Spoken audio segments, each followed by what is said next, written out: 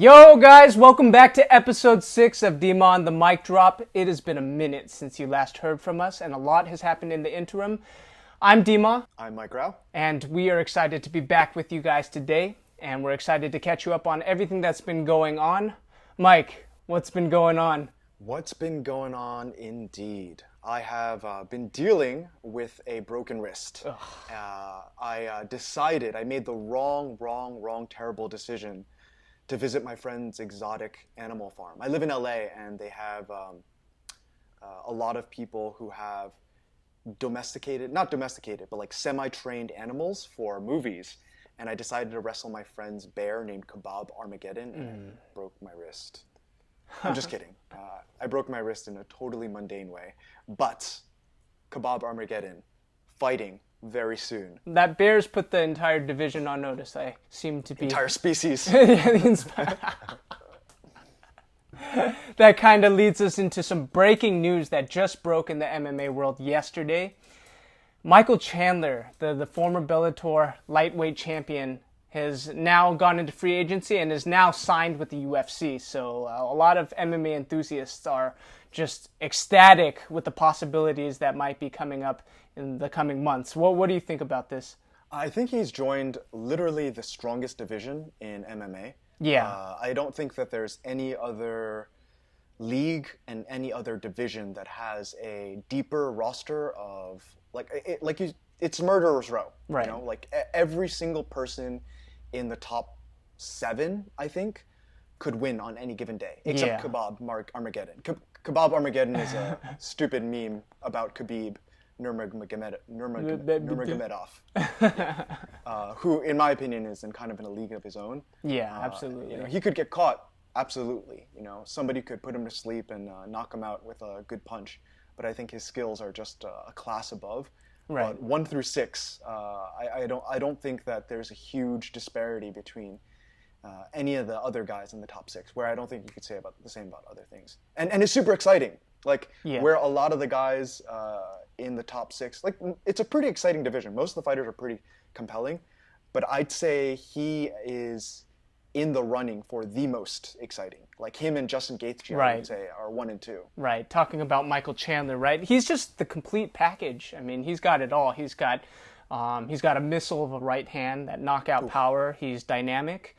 He's got the wrestling. He's got, they call it a technical brawling style, which just what that means to me is he likes to stand in front of you and let you hit him as hard as you can, and then he'll hit you back. Hopefully harder, probably harder. The record says harder. But honestly, I'm just excited to see what happens. I don't know if he has what it takes to stand up to Khabib. He says he does. He's got confidence for days. And some people take it as cockiness, but I think there's a fine line between cockiness and confidence, and he's just got confidence in the very highest echelon. And he's got the look, and he's got the way to say it on the mic. And I just think he's the complete package. So I'm very excited to see what he can do in the division. But I know you guys, not everybody who watches this is like super into MMA. But the lightweight division, as Mike said, is murderer's row. And the champion right now, Khabib Nurmagomedov, he dominates people. It's not always the funnest thing to watch, but the thing is it's so devastating that nobody has had an answer for it. So if you're into X-Men, think Apocalypse at the top of the division right now. Or he's just like that Omega level champion. And right now the question is, who has what it takes to topple this beast? I don't know. Is it Michael Chandler? It could be. We'll see. Yeah, I think, honestly, based on what I've seen so far, I think the thing that's going to topple Khabib is age. You know, I can't imagine somebody rising to the degree of grappling excellence that Khabib has. You've heard us talk about it before. The guy is literally a superhero or supervillain or super something. He spent his youth wrestling bears. Yeah. This monstrous man has basically lived out in the mountains of Kazakhstan. Kazakhstan? Dagestan. Dagestan, not Kazakhstan, yeah. Dagestan. And, one of the stands. One of the stands. And he's just really in a class of his own when it comes to elite, high-level chain grappling. And, A lot of people have exhibited the same types of confidence that Michael Chandler has exhibited, and I think one after the other, he's just kind of put people and in their place. Yeah. Lower in the totem pole than him. So. Which is underneath him getting mauled. Yeah. For those of you guys who have never watched him, he is a grappler. He's a wrestler who basically specializes in taking you down and keeping you on the ground while punching you in very devastating fashion. Yeah, it's crazy. And he does it way better than most people. We'll see. I'm excited to see what happens. It's crazy that there is a championship fight between him and the interim champion, Justin Gaethje, coming up next month. And Michael Chandler is on deck as the backup in case one of them misses weight or something crazy happens, which is, which there seems to be a tendency to happen in this division for some reason. There's just like this air of bad juju that seems to come with lightweight championship fights in the UFC. I don't know, just think of the possibilities. Like this exciting new challenger enters the ring, and possibly, very, very possibly, not even that unlikely, he could have a shot at the title on his very first foray into the UFC. I don't know. I feel like crazier things have happened. That also opens up a kind of giant can of worms. So he didn't leave Bellator as the champion of Bellator. True. But I think anyone who's going with this. Sorry, what'd you say? I see where I think I know where you're going with this. That's crazy. Yeah. And any way you slice it, he was. I think most people would objectively say, even though he lost the belt, he was the better fighter. He just has this style that is. It's just not really smart. It's like, I'll stand in front of you, I'm going to knock you out, and I'm going to put my chin in danger. So if somebody luckily connects or just happens to get him, he can get put out. And that's what happened. That's what happened when he, a couple fights before he left the division, he lost the belt. But I think by most people's opinion would say he was the best fighter in that division. So in my mind, he's the Bellator lightweight champion. I know he's not officially, but for all extents and purposes, he's my champion of Bellator. So we've kind of got a champ versus champ situation, even though it's not a true champ versus champ.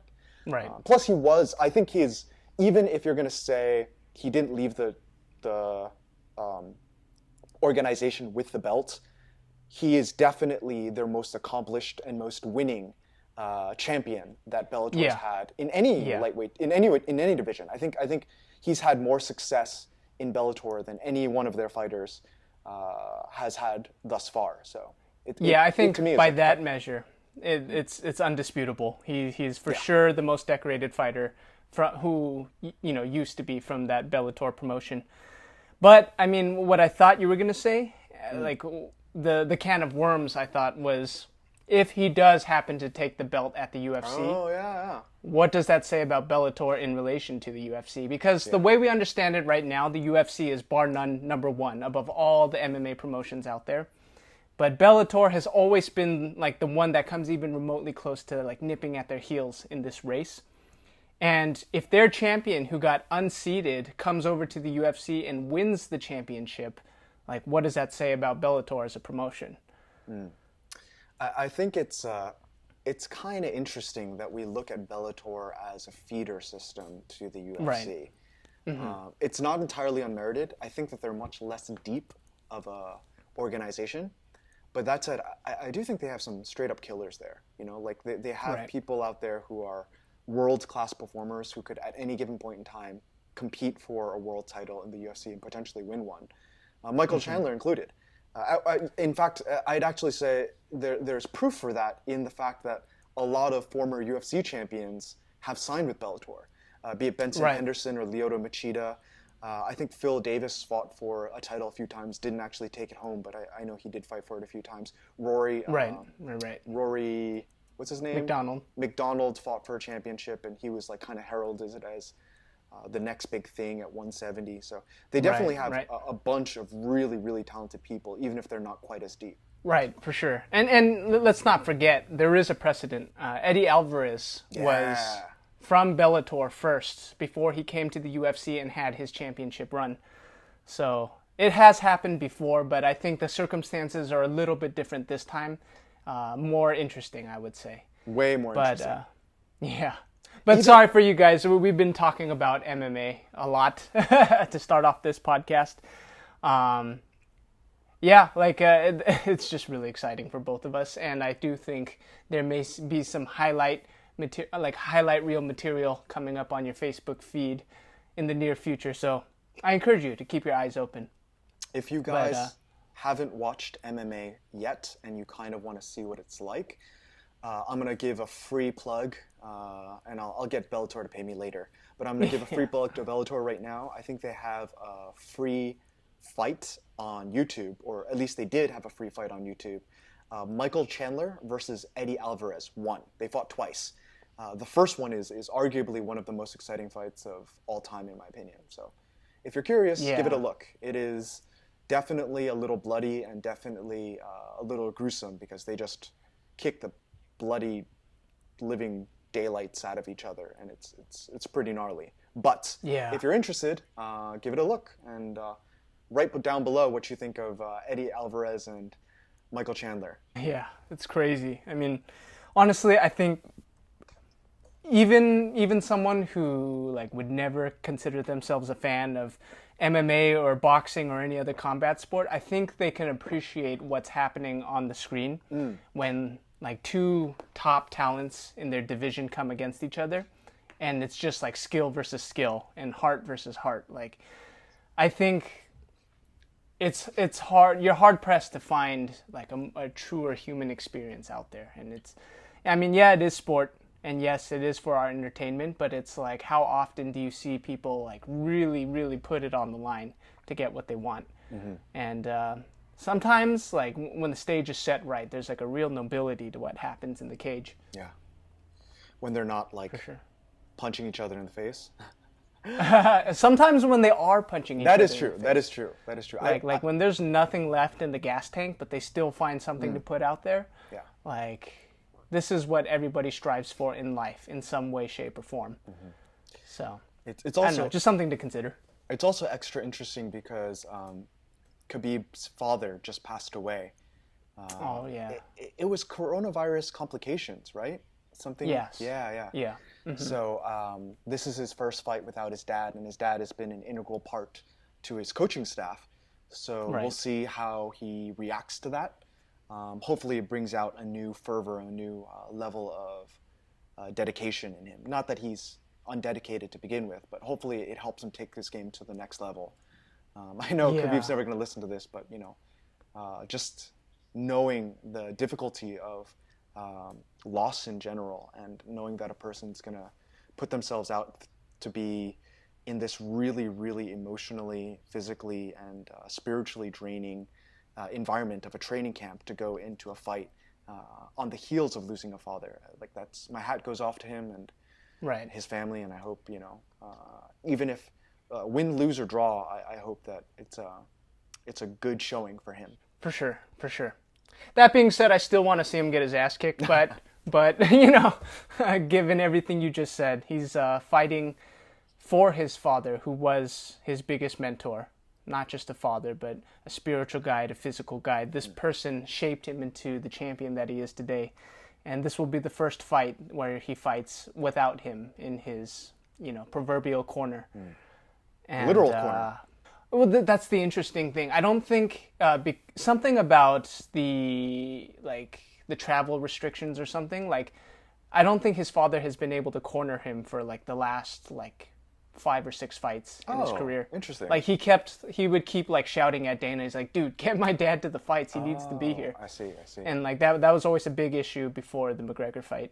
Like, I don't think his dad was even in his corner for the McGregor fight. Maybe they wouldn't have brawled which afterward. Sucks. Yeah, I know, right?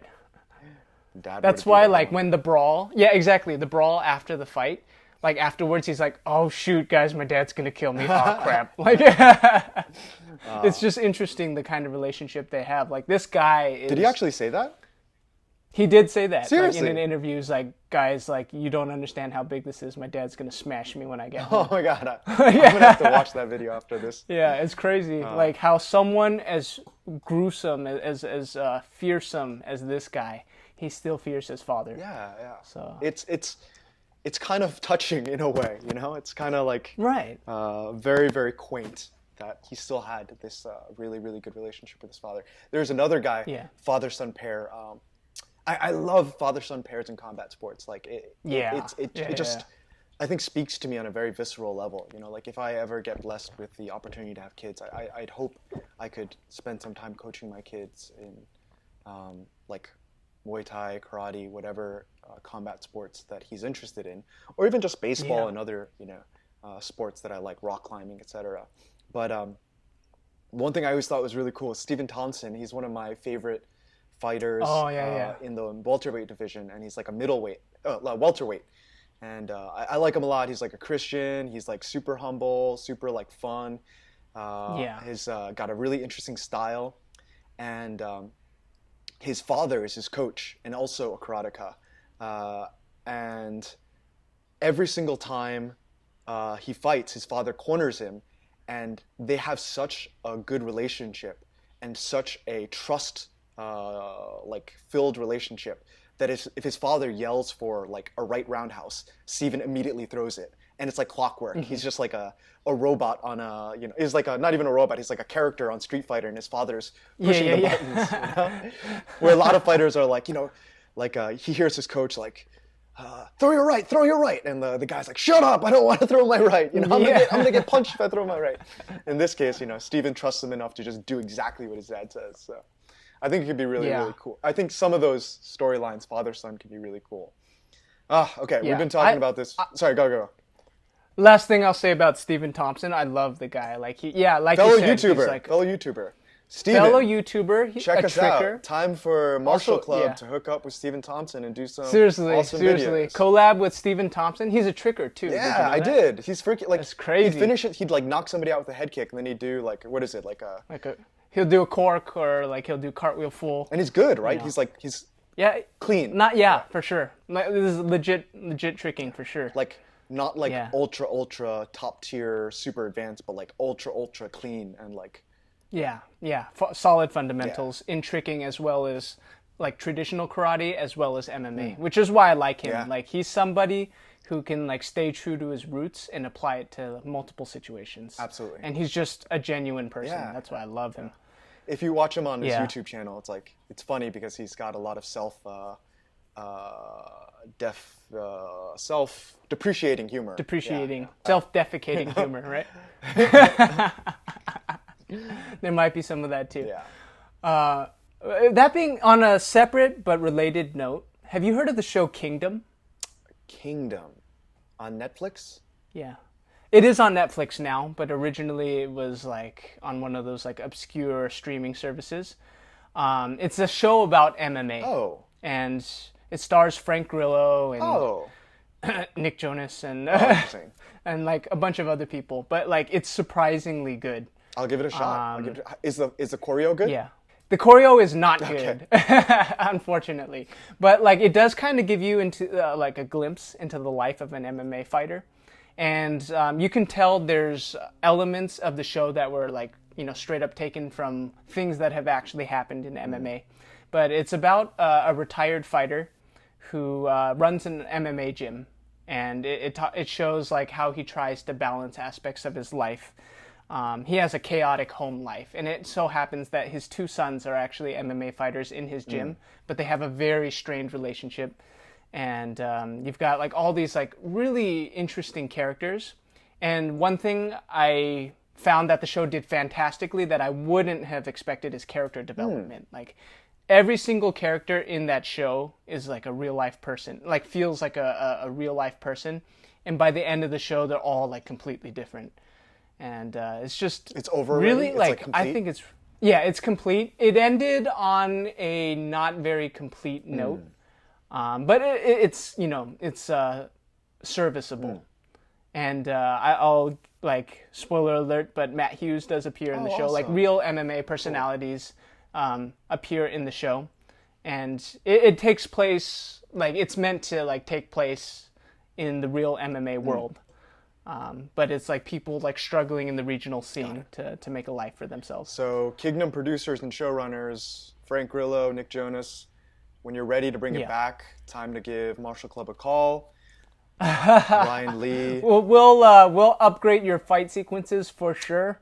But Bring as far as the 700,000 writing YouTube goes, you guys were subscribers. solid. But no, I will say this: like I watched through the entire season, which is crazy because I never make it through TV series. But I made it all the way through this one. It's 40 episodes. Yeah, and I will say this: I cried multiple times. I mean, I sweated from my eyes multiple times in the final episode. Like something about the gamma rays emitting from the television and like just the eye line. It was just right. yeah. You know, I started sweating from my eyes understand. in that final episode. Do you know what helps with that? Tell me, I'm not Mike, gonna what tell helps you with that. that? I'm not gonna. Yeah, but I'll check it out. I'll check it out. I'm glad you shared. I have infinite time because of this stupid wrist, and lots of things to Yes. watch on TV are a good way to kind of kill recovery time. I still think you need to freaking watch one episode of Barry because I'm 99.9% sure right. if you watch one episode, you're going to watch them all. It's only 2 seasons. okay. It's not a ton of, like you could literally do it in a weekend if you're marathoning it. And I am like 99.9% sure you're going to love it. I don't want to spoil it. If you guys haven't seen it, Bill Hader. It's interesting because like Bill Hader is very different in this show than he is in other shows. So if you guys like dark comedy, give this one a shot and write down below about what you think. I'm always telling people to write down below. Also, now I'm doing it in the middle of an episode, which is really different than we normally do it. But if you haven't subscribed yet, please like and subscribe. It basically is our boss, and it's how we get to verify our efforts and validate our efforts in making these absurd videos of talking into a camera for you guys. Well, why don't I take this moment to just plug us out, and we'll be on our way. But thank you guys for watching. We've missed you. Hopefully you guys missed us. It's okay if you didn't. But yeah, remember that each of us have our own things going on. Be sure to, especially if you've never seen it before, Mike makes wonderful food and takes wonderful pictures of said food. And you can see his inspirations on his Instagram handle. Do you want to give them your Instagram You can find credentials? me at instagram.com/ this is like the most convoluted and slow way to plug my handle. Tyrannosaurus.chef. Tyranno saurus.chef. If you can't find it, Google how to spell Tyrannosaurus. And if you like those images of the food you see, you can see him cook it on his YouTube channel. YouTube.com/ I actually don't know. bit/ly. If anything, just type in a show about food with Mike Rao, and it'll pop right up. And you can see what amazing concoctions are first cooking up in his head and being transferred to the burner like magic. And if you guys have an action itch that you need to scratch, for sure, check out Martial Club. I'm wearing the t-shirt right now. Check us out on YouTube. We've always got new martial arts related content coming out for you. We're also working on martial arts skits, short films, ones that you are sure to enjoy. And if you already follow us and you like this shirt, you can find Martial Club merch at bigcartel.com. But either way, follow Mike on Instagram, subscribe to him on YouTube for amazing food ideas, cooking ideas, educate yourself, and follow Martial Club. And most importantly, stay tuned. We'll be coming back at you with another episode of Dmah on the Mic Drop soon. Until then, be good to each other, and we'll see you next time.